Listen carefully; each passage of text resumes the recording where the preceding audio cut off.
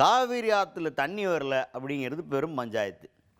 அதை இப்போ ஒரு அரசியல் தலைவர்கிட்ட கேட்குறோம்னா எப்படி கேட்போம்? ஏங்க நீங்கள் அங்கே பேசுங்க, இல்லை நீங்கள் ஒரு முடிவு வன்மையாக கண்டனம் தெரிவிங்க, குரல் கொடுங்க அப்படின்ற மாதிரி சொல்லுவோம்.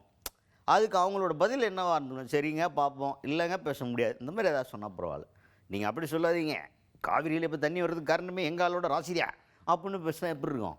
என்னங்க ராசி இந்த மாதிரிலாம் பேச ஆரம்பிச்சிட்டிங்க அப்படின்ற மாதிரி தான் சாக்காச்சு.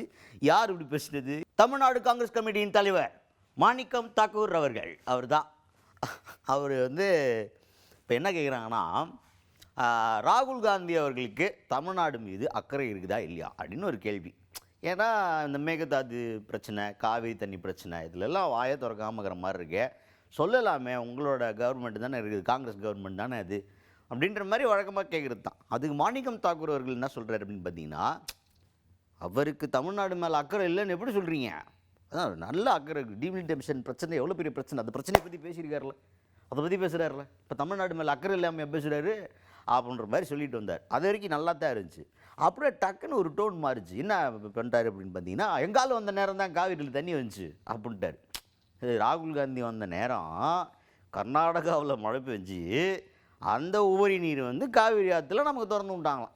ராகுல் காந்தியோட நல்ல நேரம் தானே அது. அவர் தமிழ்நாட்டுக்கு வந்த நேரம் தான் காவிரி தண்ணி வந்திருக்கான். இது என்னன்னு இப்போ என்ன அப்போ செய்தியாளர்களுக்கு நமக்கு தோணும்ல, ஏன்னா எப்படி பேசுகிறீங்க அப்படின்ற மாதிரி கேட்கணும்னு தோணுமா தோணாதான். அதை கேட்டாங்க. ஏங்க அப்போ மழையோ வரலன்னாலும் ராகுல் காந்திக்கு பேசினா அவர் காவிரி தண்ணி திறந்து விடுறதுக்கு சொல்லுவாரா கர்நாடகா கவர்மெண்ட்டுக்கிட்ட அப்படின்னு கேட்டால், அவர் வரும்போது மழை வரும், அவர் திரும்பி வந்தார்னா மழை வரும், அவர் நல்ல மனுஷன் அப்படின்ற மாதிரியே பேசிக்கிட்டு இருந்தார். அதுக்கு மேலே நான் ஒன்றும் சொல்கிறதுக்கு இல்லை அப்படின்ற மாதிரி ஆகிப்போச்சு. அதாவது நல்ல நேரம் ராசி இதுக்கு அவர் வந்தார்னா மழை பெய்யும், எங்கே போய் முட்டிக்கிறது? அவர் வந்தால் மழை பெய்யறதுக்காக ராகுலுக்கு ஃப்ளைட் டிக்கெட் போட்டு மழை வரணுன்ற போலாம் கூப்பிட்டு நடக்க முடியும். இந்த மாதிரி பேசினுக்கிறாரு. ஸோ மக்கள் மத்தியில் இது எப்படி என்னவா பார்க்க போடுன்றதை பொறுத்து இருந்து பார்ப்போம். இப்போ மாணிக்கம் தாக்கூர் அவர்கள் பேசினதை கேட்போம். அக்கறை இல்லாமல் தமிழ்நாட்டு பிரச்சனைகளை பற்றி பேசிட்டு போயிருக்காரு. டீலிமிட்டேஷன் எவ்வளவு பெரிய பிரச்சனை. காவிரியை பொறுத்த வரைக்கும் அவர் வந்த நேரம் மழை பெஞ்சிருச்சு, தண்ணி திறந்து விட்டாங்க. நீங்க அதை பத்தி பேச மாட்டீங்க. தமிழ்நாடு தண்ணி வந்துருச்சா இல்லையா? அவர் இங்க கால் பதிக்கும் போது தண்ணி விட்டாங்களா இல்லையா? ஏன் சார் நீங்க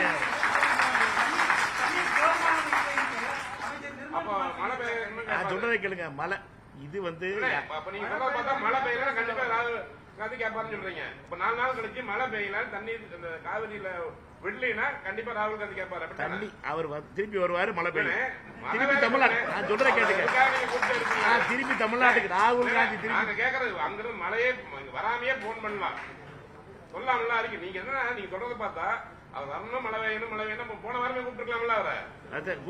சொல்லிருக்கேன் போன வாரம் கூப்பிட்டு போன வாரம் வந்திருந்தா என்ன தண்ணி வந்திருக்கும்ல, அடுத்த தடவை சொல்லிருக்கேன்.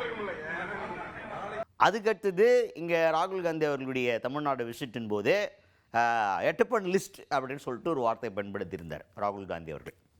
அந்த எட்டப்பன் லிஸ்ட் அப்படின்னா என்னடா அப்படின்னு கேட்குறீங்களா? அதை தான் நாங்களும் கேட்டோம் மாணிக்கம் தாக்கூர் அவர்கள்ட்ட. என்ன சார் எட்டப்பன் லிஸ்ட்டுன்னு சொல்லிட்டு இருக்கிறாரு, யார் அந்த லிஸ்ட்டில் வருவா அப்படின்னு கேட்டால் அவர் ஒரு லிஸ்ட்டு சொல்கிறார். லிஸ்ட்டில் எல்லாரையும் சொல்லணும் வர்றாரு. யார்?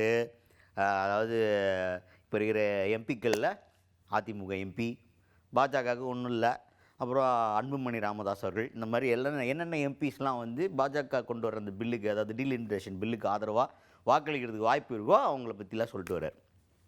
அப்படியே வரும்போது ஒரு சொல்ல போகிற அந்த எட்டப்பர் லிஸ்ட்டில் அடுத்து யாருன்னு பார்த்தா திமுக சொல்ல மாட்டேங்கிறார். இப்போ மெஜாரிட்டி எம்பிஸ் யார்?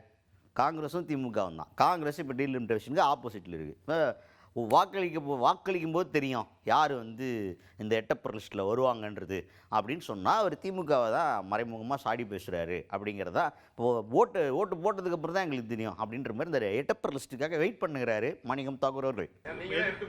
எதிர்கட்சி தலைவர் ராகுல் காந்தி அவர்கள் இந்த டீலிமிட்டேஷனில் யார் தமிழ்நாட்டில் அதை எதிர்த்து வாக்களிக்கிறார்களோ அவர்கள் எட்டப்பர்கள் தான்.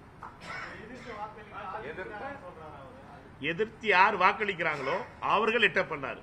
எதிர்த்து யார் வாக்களிச்சாலும் சரி, அவர் யாரையும் பேரெல்லாம் சொல்லல.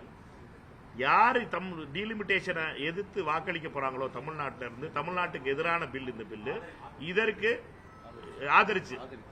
ஆதரிச்சு வாக்களிக்கிறார்களோ அவர்கள் எட்டப்பர்கள் தான்.